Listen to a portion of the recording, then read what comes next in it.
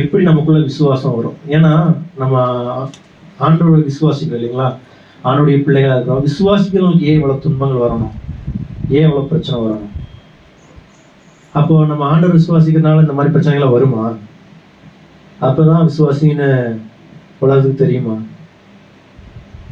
இல்ல ஆண்டவர் இந்த மாதிரி சோதனைகளும் இந்த மாதிரி விபத்துகளையும் கொடுத்துதான் ஆண்டவர்னு அவருடைய பிள்ளைகளை தன் பக்கம் இழுத்துக்குவாரா? தான் பிள்ளை நம்ம கஷ்டப்பட்டு வளர்த்துறாங்க இல்லைங்களா? ஒவ்வொரு தாய்மார்களும் ஒரு மாதத்துல இருந்து அந்த 10 மாதம் முடியறக்குள்ளேயும் அந்த பிள்ளைக்கு வலிக்க கூடாதுங்கிறதுக்காக இவங்க அநேக வழிகளை சுமக்குறாங்க. அந்த பிள்ளை நல்லா வளரணுங்கிறதுக்காக இவங்க பிடிக்காத ஆகாரத்தெல்லாம் சாப்பிட்றாங்க.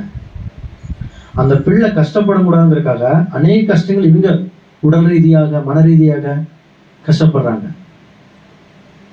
அந்த பிள்ளையை வெளியே பெற்று எடுக்கும் பின்பாக கூட அந்த பிள்ளை வளர்றதுக்காக எத்தனையோ சரீர அளவில் இங்கே பண்றாங்க. பலவீனப்பட்டாலும் தான் பிள்ளைய பராமரிக்கிறதுல, சுத்தம் பண்ணுவதில், அந்த குழந்தைய சுமக்கிறதுல, அந்த பிள்ளைக்கு பால் கொடுக்கறதுல, அந்த பிள்ளைய பராமரிக்கிறதுல அந்த தாய்க்கும் தகப்பனுக்கும் வேதனையா இருக்கிறதே இல்லைல்ல. அப்பேற்பட்ட நமக்கே ஆறறிவுள்ள நமக்கே அப்படின்னா நம்மளை படைச்ச ஆண்டவர் நம்மை வருத்தப்பட்டும், நம்மை வேதனைப்படுத்தும், நமக்கு விபத்துகளை கொடுத்தோம், சேதத்தை கொடுத்த ஆண்டவர் சந்தோஷப்படுவாரு? நம்மளை திருத்துவாரு? கிடையாதுங்க. எந்த தாய் தகப்பன்மாருமே தான் பிள்ளை கெட்டவனா இருந்தாலும் கூட தான் பிள்ளை கெட்டவன்னு மற்றவங்க கிட்ட சொல்றதுக்கு துணிய மாட்டாங்க. அவன் நேரம் சரியில்லை, புத்தி சரியில்லை, சேர்க்கு சரியில்லை, அந்த பையன் நல்லாயிருவான், கடவுள் விட மாட்டாரு, நானும் ஜெபம் பண்றேன், இப்படிதாங்க நம்ம சொல்லுவோம். அப்பேற்பட்டு நமக்குள்ளேயே இப்படி செய்யும்போது நம்முடைய ஆண்டவர் பொல்லாதவர்களாகி நாமே நல்ல ஈவுகளை கொடுக்கும் போது பரலோகத்தின் தேவன் நல்லவைகளை சிறந்தவைகளை தருவாராம். என்னங்க நல்லவைகள் சிறந்தவைகள் தருவாருங்க? நம்முடைய பிள்ளைகளுக்கு மிஞ்சி போய் நம்ம என்ன செய்வோம்? நம்மளால முடிஞ்ச வருமானத்துல, நம்மளால முடிஞ்ச இடத்துல அந்த பிள்ளைக்கு என்ன வாங்கி தர முடியுமோ அதை நம்ம வாங்கி தருவோம். அதான முடியும். ஆனா பரலோக தகப்பன் என்ன தந்தாரு தெரியுங்களா? என்ன நல்லா தந்தாரு தெரியுங்களா? அவருடைய செல்ல பிள்ளையாகிய ஒரே குமாரனாகிய கிறிஸ்துவை கொடுத்து அன்பு கூர்ந்தாருங்க. ஏதோ வாழ்றதுக்காக, நம்ம வாழ்றதுக்காக அவர் சாக கொடுத்தாருங்க. அப்பேற்பட்ட தேவன் நமக்கு ஒருபோதும் வியாதியோ தரித்திரத்தையோ பலவீனத்தையோ விபத்தையோ கொடுத்து நம்மளை சிக்ஷிக்க மாட்டார். நம்மை சிக்ஷிக்கிற வழியே வசனத்தின் வழியாகத்தான் அவர் சிக்ஷிப்பாரே தவிர வேதனையின் வழியாக, உபத்திரத்தின் வழியாக, விபத்தின் வழியாக ஆண்டவர் ஒருபோதும் நம்மளை என்ன மாட்டாங்க, சிக்ஷிக்க மாட்டோம். நம்ம பிள்ளை நமக்கு சரியில்லை அப்படிங்கிறதுனால நம்ம பிள்ளையை நம்ம அடிப்போம், பிரம்பினால் கையாளுவோம் தவிர அந்த பிரம்பை எல்லா இடத்துலயுமே பயன்படுத்த மாட்டோமே. அந்த பிரம்பு எடுத்து தலையில் அடிப்போமா? அந்த பிரம்பு எடுத்து கையில் அடிப்போமா? அதற்கான படைக்கப்பட்ட இடத்துலதான் என்ன பண்ணுவோம்? அந்த பிள்ளையை பெரம்பாடுவோம் இல்லைங்களா? நமக்கே அவ்வளவு ஞானம் இருக்குமோ நம்முடைய ஆண்டவர் நம்மளை படைச்சவர் அப்படி நம்ம என்ன பண்ண மாட்டாருங்க, சிக்ஷிக்க மாட்டார். அவர் வசனத்தின் வழியாக நம்மளை சிக்ஷிப்பாரு, வார்த்தையின் வழியாக நம்மளை சிக்ஷிப்பாரு, நம்மளை சரிப்படுத்துவார், நமக்கு தெளிந்த புத்தியை கொண்டு வர வைப்பாரு. இந்த இளையகுமாரன் தூர தேசத்துக்கு போனான், தன் தகப்பனுடைய சொத்தை வாங்கிட்டு. எதுக்கு? அவங்க அப்பாவோட பெரிய பணக்காரனாகணும்னு போனாரு.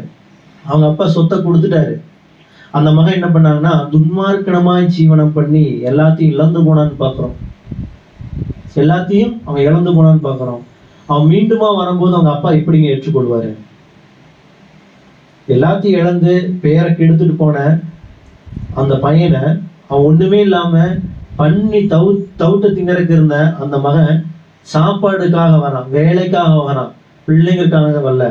ஆனால் அந்த தகப்பன் என்ன பண்ணாருங்க, ஓடி போய் அவனை முத்தமிட்டு அவனை ஏற்றுக்கொண்டாரு, அவனுக்கு இழந்த ஸ்தானத்தை கொடுத்தாரு. அப்பேற்பட்ட அந்த தகப்பனே அப்படி இருப்பாருன்னா நம்ம பரலோக தகப்பன் எவ்வளவு நல்லவர் தெரியுங்களா? நம்ம எவ்வளவு தூரம் போனாலும் கூட நம்மை மீட்கிறதுக்காக மேய்ப்பனாக இயேசுவை அனுப்பினாருங்க. நம்ம எத்தனையோ புதர்ல கிடந்திருக்கலாம், எத்தனையோ சேதங்கள் மடியில் கிடந்திருக்கலாம், நம்முடைய எண்ணத்தினால நம்முடைய சுய விருப்பத்தினாலும் கூட போய் நம்ம என்ன ஆயிருக்கலாம், விளந்து போய் கிடக்கலாம், நாமளே மறந்து போய் கிடக்கலாம். ஆனா நம்மை மறக்காத ஆண்டவர் அவர் ஒருத்தர் தாங்க. நம்மை மறக்காதனால தாங்க அவர் செல்ல பிள்ளையை பலியாக கொடுத்தார் பூமிக்கு. நம்மை மீட்பதற்காக, உங்களை என்னை மீட்பதற்காக, நம்ம தரித்திர நிலைமை மாற்றுவதற்காக தாங்க கல்வாரி சிலுவை தரித்திரமானாரு. நம்முடைய வியாதியை அவர் ஏற்றுக்கொள்ள முடியாத தாங்க அவர் கல்வாரி சிலுவையை சுமந்தாரு. நம்ம ஜீவனோடு வாழும்படியாக, தேவனோடு வாழும்படியாக அவர் மரணத்தை பரிகரித்தாருங்க. அப்பேற்பட்ட தேவன் ஒருபோதும் நமக்கு வியாதியும் தரித்திரத்தையும் வறுமையும் விபத்தையும் தருவதே கிடையாதுங்க. நம்ம முதலாவது நம்மளுடைய வாயின் வார்த்தையை நம்ம என்ன பண்ணணுங்க, சரியாக கவனமாக பயன்படுத்தும். ஏன் அப்படி சொல்றேன்னா, மரணமும் ஜீவனும் நம் நாவிலிருந்து என்ன வாய், அதாவது தலைக்கு மேல பறக்கிற பறவைகளை நம்ம என்ன முடியாதுங்க, தடுத்து நிறுத்தவே முடியாது, துரத்த முடியும். நம் தலைமையில் வந்து கூடு கட்டுற பறவை நம்ம என்ன முடியும், தடுத்து நிறுத்த முடியும். அநேக எண்ணங்கள், அநேக சிந்தைகள், அநேக குழப்பங்கள் வருதா இந்த மாதிரி பிரச்சனைகள் குறிச்சு, இந்த மாதிரி நடந்தது குறிச்சு, அதையெல்லாம் ஓடிட்டே இருக்கிறதுனால அதெல்லாம் வாய் விட்டு பேசணும்னு அவசியம் கிடையாதுங்க. வாய் விட்டு பேசுனீங்கன்னா அந்த வார்த்தைக்கு வல்லமை வந்துடும். அந்த வார்த்தை உருவாக்கக்கூடிய ஆற்றலை கொடுக்கும், அந்த சிந்தையை கொடுத்துரும், அந்த செயல்பாட்டுக்குள் நமக்குள் வந்துடும். ஆகவே நம் வாயில் வருகிற வார்த்தைகளை சரியாக நிதானமாக கவனிக்க வேண்டும். சரிங்களா? விசுவாசம் அப்படித்தான் நமக்குள்ள வரும். விசுவாசம் எப்படி விசுவாசிக்குள்ள வரும் தெரியுங்களா? வசனம் சொல்லுது பாருங்க, ஆதலால் விசுவாசம் கேள்வினாலே வரும், கேள்வி தேவனுடைய வசனத்தினால் வரும் பார்க்கிறோம். விசுவாசத்தை கேட்பதினாலதான் வரும். எப்படி கேட்க வேண்டும்? அந்த பெரும்பாடுள்ள ஸ்திரீ கேள்விப்பட்டாங்க, அந்த குஷ்டரோகி கேள்விப்பட்டாரு, பர்திமேயின் குருடன், திமேயின் மகன் பர்திமேயு கேள்விப்பட்டாரு. அவங்க பார்க்கல, என்ன பண்ணாங்க, கேள்விப்பட்டாங்க. இயேசுவா? ஆமா, இயேசு கிறிஸ்து அவர் என்ன சுகம் கொடுக்கிறாரு, பிசாசுகளை துரத்துறாரு, நடக்கணும் நடக்கிறாங்க, பார்வையில்லாதவங்க பார்வையடைகிறாங்க அப்படின்னு கேட்கிறாங்க.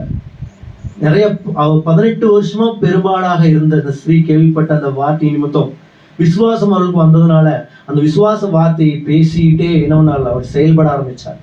செயல்பட ஆரம்பிச்சு அவருடைய வஸ்திரத்தின் ஓரத்தை தொட்ட மாத்திரத்தில் அவர் தெய்வீக சுகத்தை பெற்றுக்கொண்டாங்க பார்க்கிறோம்.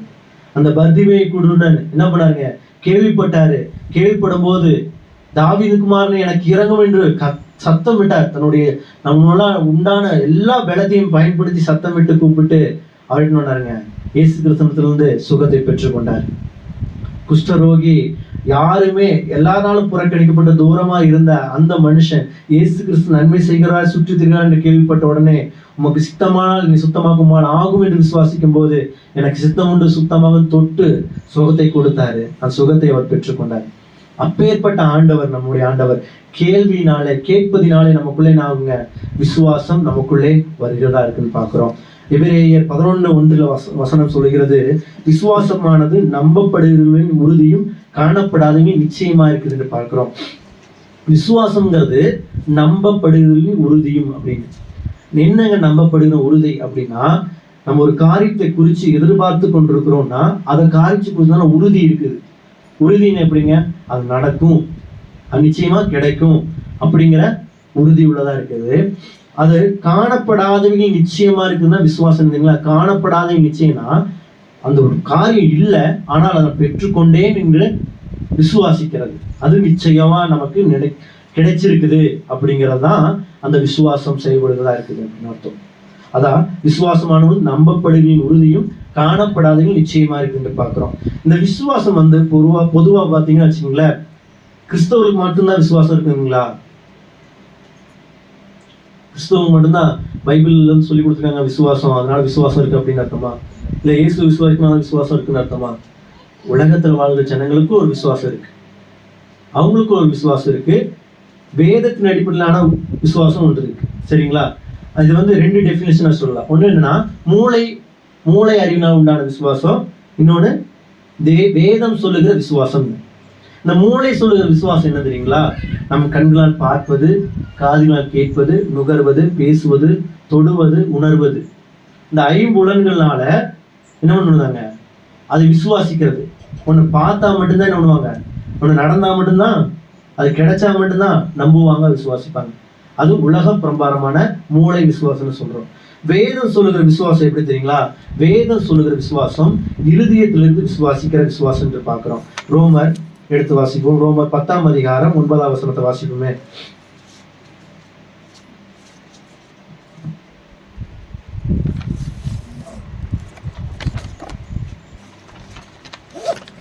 என்னவென்றால் கர்த்தராகிய இயேசுவை நீ உன் வாயினாலே அறிக்கையிட்டு தேவன் அவரை மரித்தோரிலிருந்து எழுப்பினார் என்று உன் இருதயத்திலே விசுவாசித்தால் ரட்சிக்கப்படுவாய். உன்னுடைய இருதயத்துல விசுவாசித்தால் உங்களுடைய இருதயத்துல விசுவாசிச்சா, அப்ப நம்ம எப்படி ரட்சிக்கப்பட்டிருக்குங்க? அவருடைய குமாரனாய் இயேசு கிறிஸ்து நம்முடைய ஸ்தானத்தை எடுத்துக்கொண்டாரு. என்னுடைய பாவங்களுக்காக மரித்திருக்கிறாரு, என்னுடைய சாபத்திற்காக மரித்திருக்கிறாரு, என்னுடைய வியாதிக்காக மரித்திருக்கிறாரு, என்னுடைய தரித்திரத்துக்காக மரித்திருக்கிறாரு. அவர் எனக்கு வந்த வியாதியை, துன்பத்தை, துக்கத்தை, பாடுகளை, உபத்திரவத்தை அவர் ஏற்றுக்கொண்டிருக்கிறாரு. என்னுடைய முழு பாவம் அவருக்குள்ள போயிருக்குது அப்படின்னு விசுவாசிச்சு என்ன பண்றோம்? நம்ம இருதயத்துல விசுவாசிச்சு, நம்பிக்கை வச்சு, இருதயத்துல விசுவாசிச்சு, வாயினால் நம்ம என்ன பண்றோங்க? அறிக்கை செய்யறோம். இருதயத்துல விசுவாசிக்கிறோம். ஒண்ணு நடக்கல, அதை நம்ம கண் முன்னாடி பார்க்கல. இயேசு கல்வாரி சிலுவை சுமக்கும்போது யாரு முன்னாடி பார்த்தோம்? நம்ம கண் முன்னாடி நம்ம பார்த்தோங்களா? அவர் சிலுவை சுமக்கும் போது, அவர் வாரில் அடிக்கப்படும் போது பார்த்தோங்களா? கிடையாது. ஆனா நம்ம எப்படி நம்புறோம்? இருதயத்துல விசுவாசம், இருதயத்துக்குள்ள விசுவாசம். வேதம் சொல்ற விசுவாசமே உலகம் சொல்ற விசுவாசத்துக்கு வித்தியாசமானதா தான் இருக்கும். உலகம் எதை பார்க்குதோ அதை நம்புறதுதான் அது விசுவாசம் சொல்லும். வேதம் எதை நீங்க பார்க்கலையோ அதை நம்பணும், அதுதான் விசுவாசம் சொல்லும். அப்போ விசுவாசங்கிறது ஏன் அவ்வளோ ஒரு டிஃபிகல்ட்டானதா எதுவுமே கிடையாது. விசுவாசம் என்பது ரொம்பவும் எளிதான ஒண்ணுதான், ரொம்ப கடினமானதே கிடையாது. ஆனா நம்ம கடினமா எடுத்துக்கிறோம். எப்படின்னா, சங்கீதக்காரன் 27ஆம் வசனம் 27ஆம் அதிகாரம் 1வது வசனத்தை சொல்றாரு. சங்கீதம் வேதம் என்ன சொல்லுகிறது என்று பார்ப்போம்.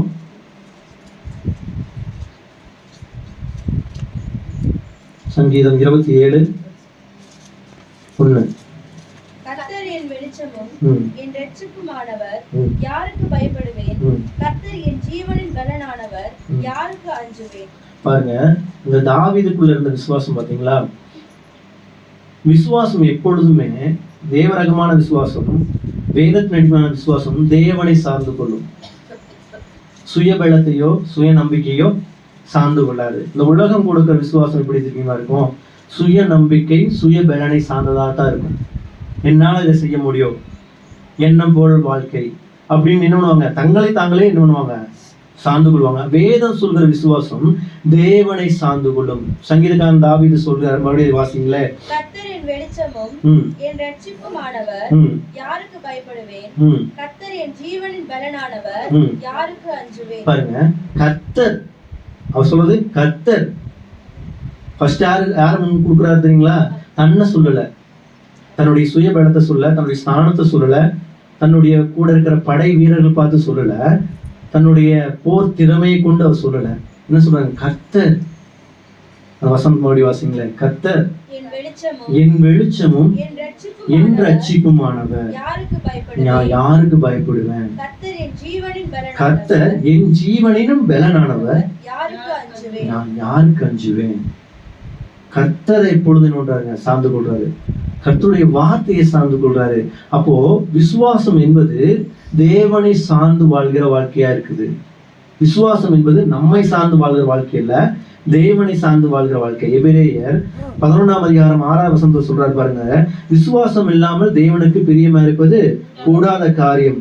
ஏனென்றால் தேவனுக்கு சேருகிறவன் அவர் உண்டென்றும் அவர் தம்மை தேடுவர்களுக்கு பலன் அளிக்கிறார் என்றும் விசுவாசிக்க வேண்டும் என்று வேதம் சொல்கிறது. அப்ப விசுவாசத்துல தேவனுக்கு பிரியமா இருக்கணும் நம்ம நினைக்கிறோம் இல்லைங்களா? தேவனுக்கு பிரியமா நடந்துக்கணும், தேவனுக்கு நம்ம பிடிச்ச மாதிரி இருக்கணும் அப்படின்னா என்ன பண்ணணுங்க? விசுவாசமா இருக்கணும். தேவன் பேர்ல விசுவாசமா இருக்கணும். நம்முடைய சுய பலத்தின் மேல இல்ல, நம்முடைய அறிவின் மேல இல்ல, தேவனை போல தேவனுடைய வார்த்தையை சார்ந்து கொள்வது, தேவனுடைய வார்த்தையின் மேல நம்பிக்கை வைப்பது, தேவன் சொன்ன வார்த்தையில தன்னை நாம பார்ப்பது, நம்மை நாமளே பார்ப்பது, அதுதான் விசுவாசம் பார்க்கிறோம்.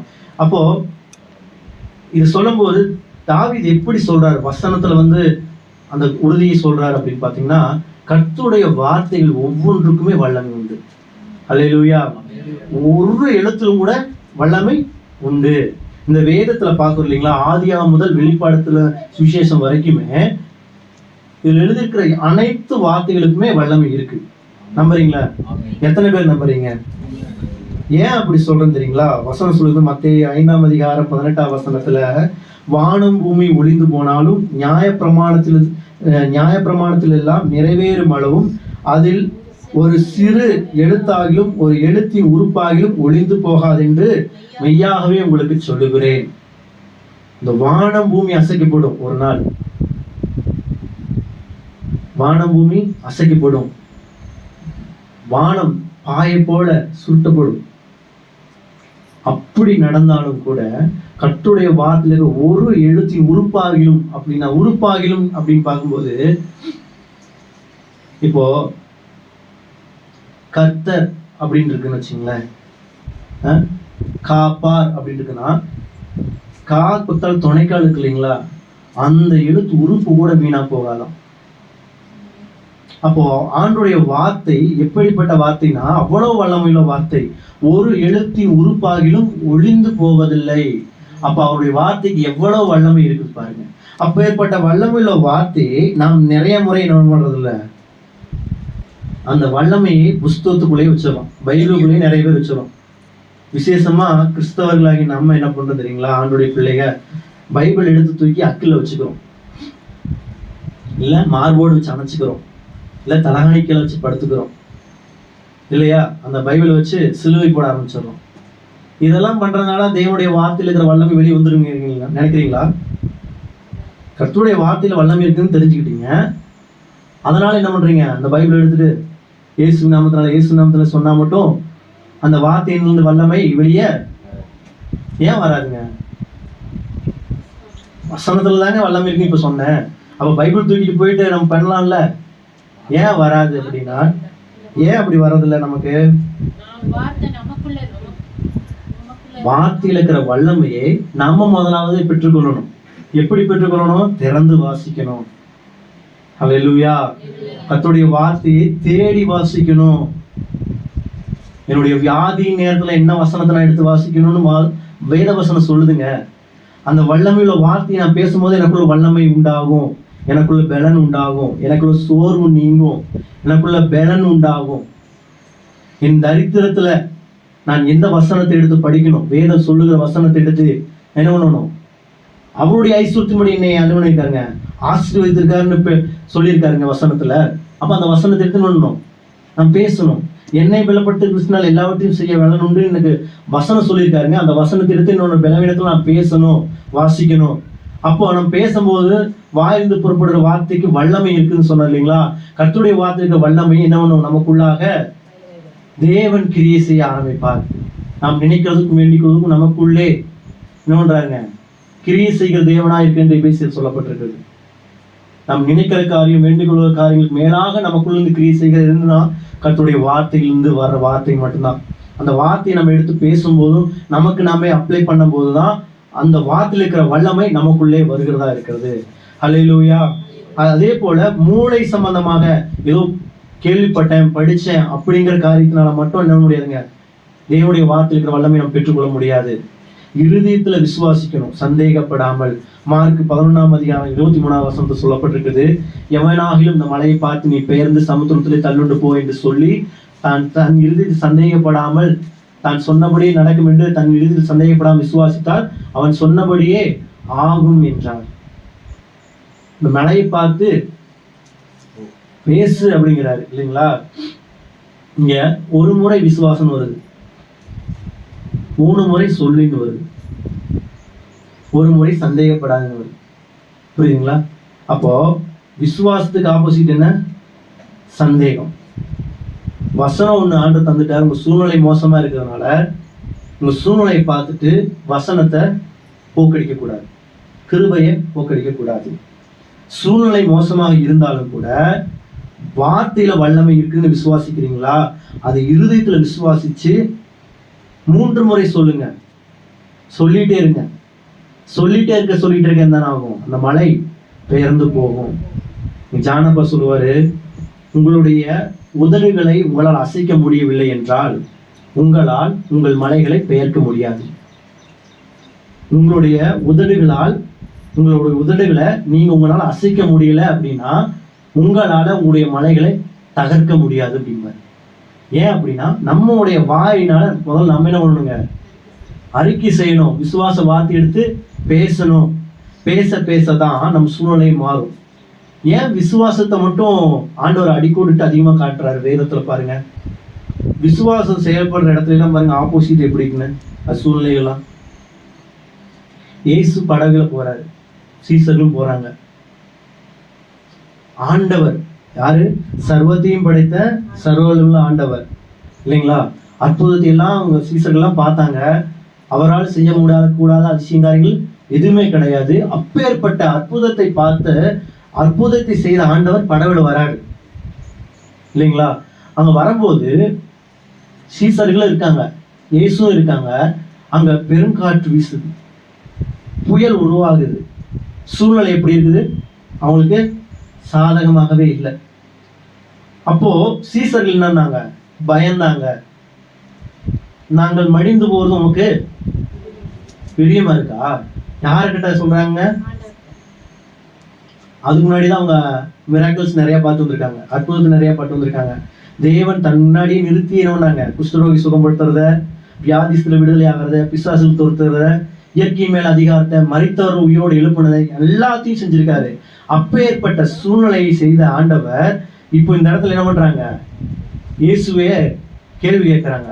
என்ன கேள்வி கேட்கிறாங்க? நாங்கள் மடிந்து போகிறோம், அவர் அவங்க கூட தான் இருக்காரு. அவர் கூட கூட என்ன பண்ணல, ஐயோ நம்ம சாக போற ஆண்டவரேன்னு சொல்லல, நாங்கள் மடிந்து போகிறோமே, உங்களுக்கு கவலை இல்லையா அப்படின்னு கேட்கிறாரு. சூழ்நிலை அப்படித்தான் இருக்கும்.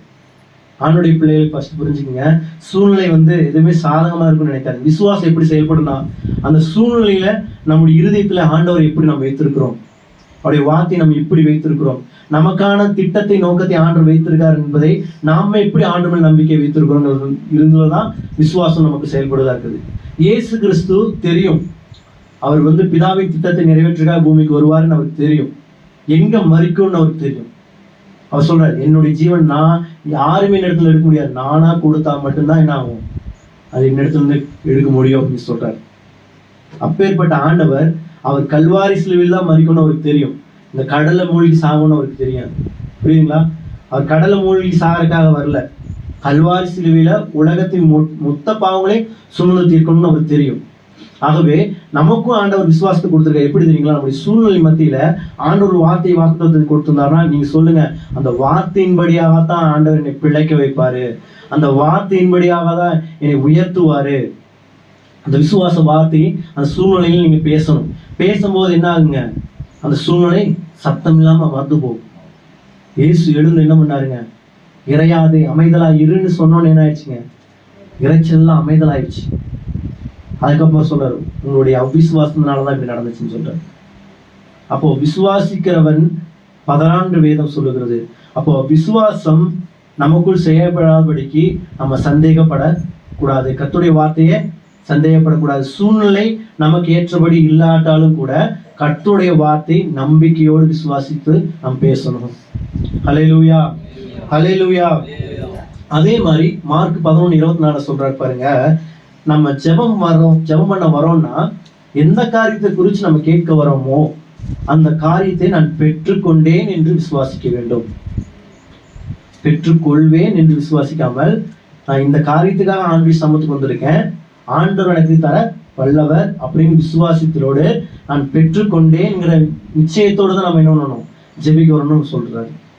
அப்ப நமக்குள்ள விசுவாசம் இருக்குன்னா நமக்கான தேவைகள் ஆண்டவர் தெரியும் இல்லைங்களா? தேவைகளை முன்னமே அவர் என்ன பண்ணிருக்காருங்க? அறிந்த ஆண்டவரா இருக்காரு. அப்பேற்பட்ட ஆண்டவர் நம் தேவைகளை அறிந்தவர் என்பதை நம்ம விசுவாசிச்சு, அதான் வசனம் சொல்லுங்க, விசுவாசம் எப்படின்னு தேவனை அவர் சேர்ந்திருக்கணும். அவர் சேர்ந்திருக்கிறதா அவருக்கு பிரியம், அவர் சார்ந்திருக்கிறதா அவருக்கு பிரியம், அவரால் முடியுங்கிறதா நம்பிக்கை வைக்கிறதா விசுவாசம். புரியுதுங்களா? அப்போ ஆண்டவரை சார்ந்து கொள்ளணும் அப்படின்னு சொல்றாரு. சார்ந்துக்கிட்டு இது என்ன ஆகும்? தேவன் எனக்கு தந்திருக்காரு அப்படின்னு விசுவாசிக்கணும். தாவீது சொன்னார் இல்லைங்களா, அவரின் ஜீவனின் பலனானவர் இப்படி சொன்னாரு. எத்தனையோ சூழ்நிலையில் அவர் மத்தியில் போனாலும் கூட ஆண்டவர் என்ன பண்ணாருங்க? அவர் எப்பொழுதும் உயர்த்துகிறதா இருந்தார். ஆடு மேய்க்கும் போதும் ஆண்டவர் உயர்த்தினாரு, அரசனாகும் போதும் கூட ஆண்டவர் உயர்த்தினார். அவர் எப்பொழுதுமே வசனம் சொல்றது, நான் எப்பொழுதும் எனக்கு முன்பாக உண்மை நிறுத்திருக்கிறேன், என் வலது பாரத்தில் நீர் அமர்ந்திருக்கபடியா நான் ஒருபோதும் அசைக்கப்படுவதில்லை அப்படிங்கிறார். அவர் எப்பொழுதும் என்னை சூழ்ந்திருக்கிறாரு. அவரால், என் தேவனால் நான் சேனைக்குள் பாய்வேன், என் தேவனால் நான் மதிலை தாண்டுவேன். அவருடைய நம்பிக்கை ஃபுல்லாவே, அவருடைய விசுவாசம் ஃபுல்லாவே தேவனை சார்ந்து கொள்வது. நம்மளுடைய சுய பலத்தையோ சுய நம்பிக்கையோ சுய ஆற்றலையோ அவர் சார்ந்து கொள்ளவில்லை. அவர் என்ன பண்ணார்? தேவனை சார்ந்த வாழ்க்கையை வாழ்ந்தவராக இருந்தார். அதே மாதிரி இயேசு கிறிஸ்துவும் சொல்றாரு. எப்படி சொல்றாருன்னா, யோவான் 20:25 பார்த்து தோமாவை பார்த்து சொல்றார். தோமா என்ன பண்ணார் தெரியுங்களா? மூளை விசுவாசத்தினாலே தேவனை விசுவாசிச்சார். எப்படிங்க மூளை விசுவாசம்னா, 12 சீசர்கள் இருக்காங்க இல்லையா, அதுல ஒருத்தர் மரித்து போனார். 11 சீசர் இருக்காங்க. அந்த சீசர்கள் மத்தியில தோமா ஃபர்ஸ்ட் இல்லை. அப்போ ஆண்டவர் தன்னை வெளிப்படுத்துகிறார். உயிரோடு எழுப்பி வந்த பின்பாக வெளிப்படுத்தும் போது இந்த தோமாவுக்கு சந்தேகம். நான் அவருடைய கையை தொட்டு பார்க்கணும், அவர் விழாவில் நான் கை போட்டு பார்த்தா மட்டும்தான் நான் என்ன பண்ணுவேன்? நம்புவேன். அந்த விசுவாசத்துக்கும் ஆண்டவர் அடுத்து சொல்றாரு பாருங்க. யோவான் 20:28 வசனத்தை வாசிங்களேன். தோமா அவருக்கு பிரதியுத்தரமாக, என் ஆண்டவரே, என் தேவனே என்றான். அதற்கு இயேசு, தோமாவே, நீ என்னை கண்டதினாலே விசுவாசித்தாய், காணாதிருந்தும் விசுவாசிக்கிறவர்கள் பாக்கியவான்கள் என்றார். பாருங்க, இயேசுவோடு கூட 3.5 வருஷம் ஊழியம் செய்தவர். இயேசு செய்த அற்புதங்கள் எல்லாவற்றையும் தன்னுடைய கண்ணுல பார்த்தவர் இல்லைங்களா? அத்தனை அற்புதங்களையும் அவர் என்ன பண்ணிருக்காருங்க? பார்த்திருக்காரு. அவரோடு கூட ஊழியம் செய்திருக்காரு. அப்பேற்பட்ட அப்போஸ்தலனாகிய தோமாவை பார்த்து ஆண்டவர் சொல்லலைங்க, நீ பாக்கியவான்னு சொல்ல. யாரை பார்த்து பாக்கியவான்னு சொல்றாங்க? ஹல்லேலூயா, ஹல்லேலூயா. நீ என்ன பண்ண? நீ பார்த்து தொட்டால் ஒளியே நீ என்ன இல்லை, எனக்குள்ள விசுவாசம் என்ன பண்ணல, நீ பாக்கியவானா இல்லை. என்னை பார்க்காமல் என்னை காணாமல் விசுவாசிக்கிறவர்களே பாக்கியவான். யாரை பார்த்துங்க பாக்கியவான் சொல்றாரு? நம்மளை பார்த்து தான் சொல்றாரு. உங்களை என்ன பார்த்து தான் சொல்றாரு. இயேசு கிறிஸ்து வாழ்ந்த காலத்துல வாழ்ந்த அந்த தோமாவை பார்த்து சொல்லுங்க. அவர் நமக்காக மரித்தா நம்ம விசுவாசிக்கிற இல்லைங்களா? பார்க்காமலே நம்மை பார்த்தா அந்த சொல்ற பாக்கியவான்கள் சொல்றாரு. நம்முடைய விசுவாசத்தை பார்த்து என்ன பண்றாருங்க? பாக்கியவான்கள் சொல்றாங்க. அப்போ நீங்க உங்களை பார்த்து நீங்க எப்படி சொல்லணும்? பாக்கியம் நன்மைதான் உங்களுக்கு உண்டாகும். உங்களுக்கு ஏதோ ஒரு சூழ்நிலை மோசமாக நடந்துருச்சுன்றதுனால அதனால ஆண்டவர் கெட்டவராகல. புரிஞ்சுக்குங்க. ஏதோ ஒரு சூழ்நிலை நமக்கு நடந்துருச்சு அப்படிங்கிறதுனால ஆண்டவர் எப்போதும் கெட்டவராக நம்ம என்ன பண்ணக்கூடாது? பார்க்கக்கூடாது. சில வேளையில் நம்முடைய கவனக்குறைவுகளால் நடந்திருக்கலாம். சிலரெல்லாம் நம்முடைய வாயின் வார்த்தைகள் நடந்திருக்கலாம். ஏன் வாயின் வார்த்தைக்கு அதிகமான முக்கியத்துவம் சொல்றது தெரியுங்களா? எனக்கு தெரிஞ்ச ஒரு அருமையான சகோதரி, கல்யாணமாகி ஒரு குழந்தை, பெண் குழந்தை இருக்குது. அந்த குழந்தைக்கு 12 வயசு. அவங்க கணவன் மனைக்குள்ள சண்டை வந்துருச்சு. சண்டை ரெண்டும் டைவர்ஸ் வாங்கிட்டாங்க. கிறிஸ்துவ பெண்மணி டைவர்ஸ் வாங்கி 10 வருஷம் பிரிஞ்சு வராங்க. அதாவது அந்த குழந்தைக்கு கிட்டத்தட்ட 5 வயசுக்கு சண்டை போட்டு பிரிஞ்சு அந்த குழந்தைக்கு தாங்க ஆயிடுச்சுங்க. இப்போ 13-15 வயசு ஆயிடுச்சு. அதற்கு பின்பாக 2 பேரும் சேர்ந்துட்டாங்க. அதற்கிடையில் அவங்க வார்த்தைகளால என்ன பண்ணாங்க தெரியுங்களா? நான் செத்து போயிடுவேன், நான் செத்து போயிடுவேன், நான் செத்து போயிடுவேன், இப்படியே சொல்லிட்டு இருப்பாங்க. எனக்கு இந்த வாழ்க்கையே பிடிக்கல, இந்த உலகமே பிடிக்கல, எனக்கு வாழ பிடிக்கல அப்படின்னு. அதுக்கப்புறம் 2 பேரும் என்ன பண்ணாங்க? நிறைய சபைகள்லாம் சேர்ந்து சபையாரெல்லாம் சேர்ந்து ஜெபிச்சு அவங்க ஒரு மனதாகி அவங்க என்ன பண்ணாங்க? கணவனையும் மறுபடியும் இணைஞ்சாங்க. கிட்டத்தட்ட 15 வருஷம் கழிச்சு ஒரு ஆண் குழந்தை பிறக்குது. ஒரு ஆண் குழந்தை, அழகா ஆண்டு கொடுத்த அழகான குழந்தை. அந்த குழந்தைய வளர்த்திட்டு இருக்காங்க. அந்த குழந்தை வளர்ந்துட்டு இருக்குது. கவனிங்க. இப்போ அந்த குழந்தைய அவங்க பாட்டி கிட்ட கொடுத்துட்டு பார்த்துக்க சொல்லிட்டு இவங்க கணவன் மனைவி ஊழியத்துக்கு போறாங்க. எங்க போறாங்க? ஊழியத்துக்கு போறாங்க. அப்போ போகிற இடத்துல போயிட்டு வரும்போது என்ன ஆயிடுச்சு தெரியுங்களா? ஒரு ஆக்சிடென்ட்ல அவர் என்ன பண்ணாரு? கீழே விழுந்துட்டாரு. இவங்க என்ன பண்ணாங்க? மேல பறந்து போய் விழுந்து அந்த மண்டையில அடிபட்டு என்ன ஆயிட்டாங்கன்னா ஸ்பாட்லயே இறந்துட்டாங்க. அவங்க வாழ்க்கை மோசமா இருக்கும்போது தேவையில்லாத வார்த்தைகள் பேசிக்கிட்டே இருந்தாங்க. நான் செத்துருவேன் செத்துருவேன் செத்துருவேன்னு.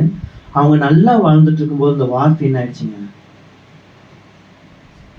நல்லா 15 வருஷம் கழிச்சு ஒரு குழந்தை நல்லபடியா வாழ்றாங்க, புதுசா வீடு கட்டினாங்க, நல்லபடியா வாழ்ந்துட்டு இருக்காங்க. ஆனா அந்த வார்த்தை என்னங்க?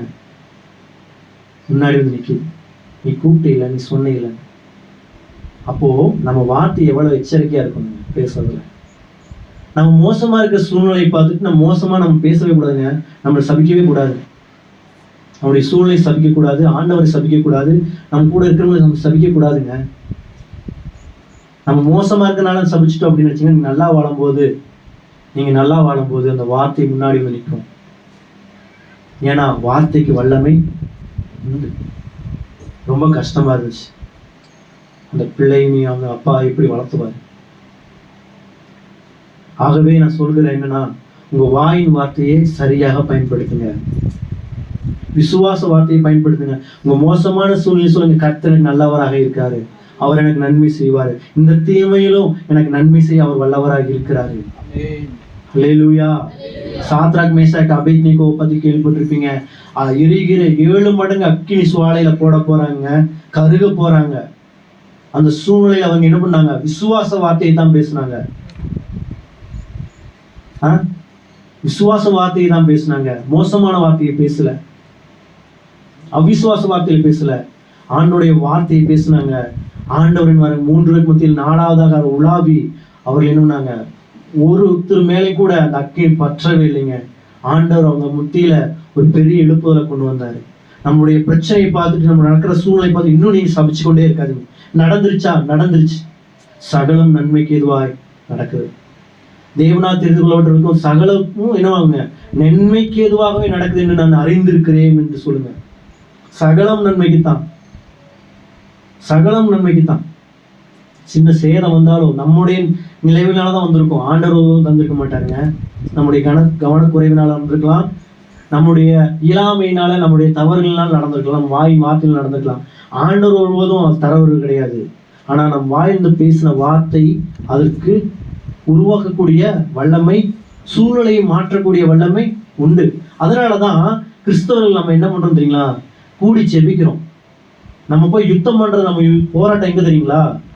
மனுஷங்களோடு கிடையாது, மாம்சத்தோடு கிடையாது. நம்முடைய போராட்டம் துரைத்தனங்களோடும் அதிகாரங்களோடும், பிரபஞ்சத்தின் அந்தகார லோகாதிகளோடும் நமக்கு போராட்டம் உண்டு. நம்முடைய போராட்டத்தை நம்ம எப்படி ஜெபிக்கணும், எப்படி ஜெயிக்கணும்னா, விசுவாசம் என்னும் சர்வாயுத வர்க்கத்தை நம்ம தரிச்சு கொள்ளணும்.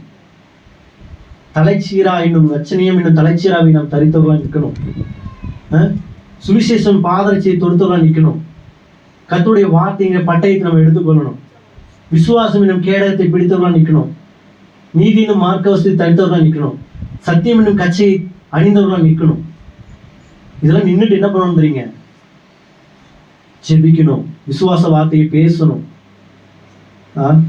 பேச பேச என்ன ஆகுங்க? சூழ்நிலை ஆண்டவர் மாற்றுவாரு. நமக்காக ஒருத்தர் ஜெபிச்சதுனாலதான் நம்ம சூழ்நிலை மாறி நம்ம இங்க வந்திருக்கோம். நம்முடைய இயலாமையில, நம்முடைய கஷ்டமான சூழ்நிலையில ஒரு நபர் நமக்காக ஜெபிச்சதுனாலதான் நமக்கு இன்னைக்கு நல்ல வாழ்க்கையை ஆண்டு கொடுத்திருக்காரு. அப்போ நம்ம வாயிலிருந்து வர வார்த்தைக்கு எவ்வளவு வல்லமை இருக்குதுங்க. எப்பொழுதுமே உங்க வாயில நீங்க பேசும்போது நீங்க யோசிச்சு பேசுங்க.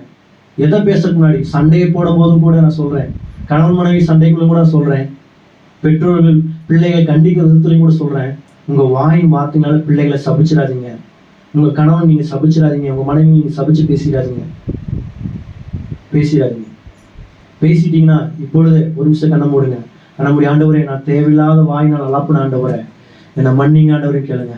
ஆண்டவரே, இதுவரைக்கும் நான் இந்த சத்தியத்தை கேட்டு, ஆண்டவரே, நான் உங்க பிள்ளையா இருந்தும் கூட என் வாயின் வார்த்தையினால எங்களை நாங்களே நியாயம் இருக்கிறதா இருந்துட்டோம் ஆண்டவரே. நீ நாங்கள் அப்படி இருக்கக்கூடாது ஆண்டவரே. நாங்க ஒருபோதும் எங்களுடைய சூழ்நிலை நாங்க சபிக்க கூடாது ஆண்டவரே. ஒருபோதும் எங்களுடைய கற்பத்தை நாங்க சபிக்க கூடாது.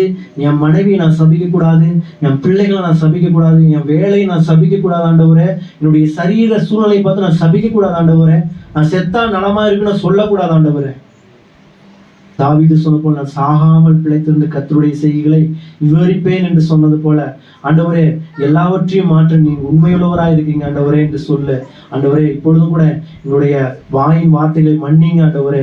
வாய் திறந்து என்னை மன்னிங்க ஆண்டவரே, என்னை மன்னிங்க. இதுவரை நாங்கள் தேவையில்லாத பேசியிருந்த பேச்சுகள் எல்லாம் ஒரு விஷயம் மன்னிங்க ஆண்டவரே.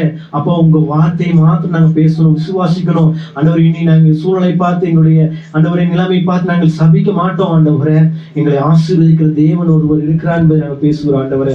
எங்கள் மலையை பார்த்து மழை பெரியது என்று பேச மாட்டோம் ஆண்டவரே. இந்த மலையை தகர்க்கிற வார்த்தையை நாங்கள் பார்த்து பேசுவோம். எங்களுடைய ஆண்டவரை நோக்கி நாங்கள் பேசுகிறோம் ஆண்டவரே. என் கடல் பிரச்சனையை பார்த்து நான் ஆண்டவரே நான் கடல் கொடுக்கிறவனா இருப்பேன் என்று பேசுகிறேன் ஆண்டவரே. என் பலவீனத்தை பார்த்து நான் பலவான் என்று பேசுகிறேன் ஆண்டவரே. அப்பா, என்னுடைய தேவைகளை பற்றாக்குறையை பார்த்து ஆண்டவர் எனக்கு ஐஸ்வர்ய சம்பந்தனா இருக்கிறார் என்பதை நான் பேசுகிறோம் ஆண்டவரே. என் வியாதியை பார்த்து நான் இயேசு கிறிஸ்து தலைமுறை சுகமா இருக்கிறேன் என்று பேசுகிறேன் ஆண்டவரே. ஹல்லேலூயா, ஹல்லேலூயா, ஹல்லேலூயா. ஆண்டவரே, நீர் அப்படியே செய்ய போறது மகத்தான கிருபைக்காக நன்றி செலுத்துகிறோம் ஆண்டவரே. உடைய வல்லமையுள்ள கரம் ஆண்டவரே எங்களை நீங்க சுகமாக்குறதுக்காக நன்றி செலுத்துகிறோம் தகப்பனே. நீரே எங்கள் சகாயர் என்று பேசுகிறோம், நீரே எங்கள் சகாயர் என்று பேசுகிறோம் ஆண்டவரே. அப்பா, நீரே எங்கள் சகாயர் என்று சொல்லுகிறோம் தகப்பனே. என்னோட கொண்டு சொல்லுவீங்களா? கர்த்தர் எனக்கு சகாயர், நான் பயப்படேன் சொல்லுங்களேன். கர்த்தர் எனக்கு சகாயர், நான் பயப்படேன். கர்த்தர் எனக்கு சகாயர், நான் பயப்படேன். கர்த்தர் எனக்கு சகாயர், நான் பயப்படேன். கர்த்தர் எனக்கு சகாயர், நான் பயப்படேன். கர்த்தர் எனக்கு சகாயர், நான் பயப்படேன். ஹல்லேலூயா, ஆமென், ஆமென் ஆண்டவரே. ஸ்தோத்திரம் ஆண்டவரே. தொடர்ந்து வார்த்தையின்படியாக இந்த பிள்ளைகளை பலப்படுத்துவீராக, ஆசீர்வதிப்பீராக. இயேசு கிறிஸ்துவின் நாமத்தினாலே ஜெபிக்கிறோம் தகப்பனே. ஆமென், ஆமென், ஆமென்.